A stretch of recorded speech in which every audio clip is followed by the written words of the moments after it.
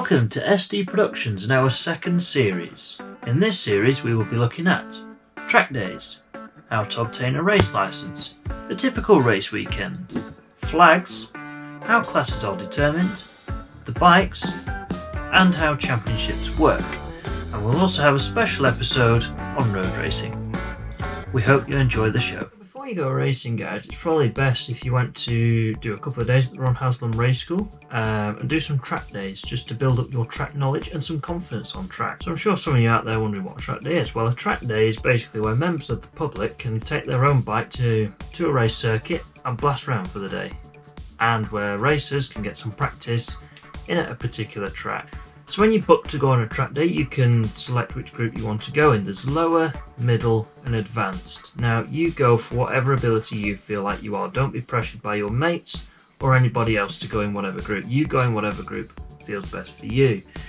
Now each group gets 7 20-minute sessions on track. Now that's if there is no red flags or any major stoppages where they lose time. You may lose a session or two depending on that. Now if you are worried about doing a track day and you're worried that racers are going to be chopping you up and sitting you up and blah blah blah, that will not happen because on a track day you have a safety briefing before any track action happens.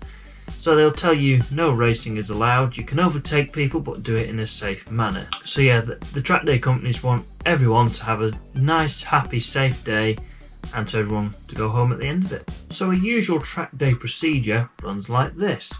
You get to the track the night before or the morning of the event. You get the bike out, get it on warmers, if you have tyre warmers, that is. So when you book a track day, you'll get an email confirming your booking, and you'll also get sent a form to fill out. So the form is there just to give out some details, give emergency contact numbers, so if you do have an accident or what have you, then your emergency contact can be informed. Now signing on is usually between 7:30 and 8 o'clock. And then you'll also be given a sticker for the front of your bike. Now it'll have the date of the event, the track you're at, and sighting laps with a box next to it. Now for your first session you have 3 sighting laps behind the instructor, so you get to know where the track goes and so on and so forth. Now when you go out for that session, obviously that box gets ticked to say you've done your sighting laps. Simple as that. So at 8:20 you have a safety briefing. Now that's basically they go through the flags, do's and don'ts on a track day, and any questions, just ask.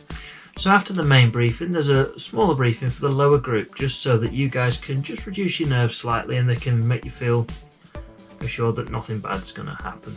So just before the first session, guys, you may be asked to do a noise test. Now that's obviously to test the noise of your bike, it's clues in the name, but you'll know if you're going to have a noise test because they will tell you in the safety briefing and where to go for that noise test. Then at 9 AM it's the first session. So the first group will go out from 9 till 20 past, the next group will go out 20 past to 22, and then the last group will go out 22 to 10 o'clock.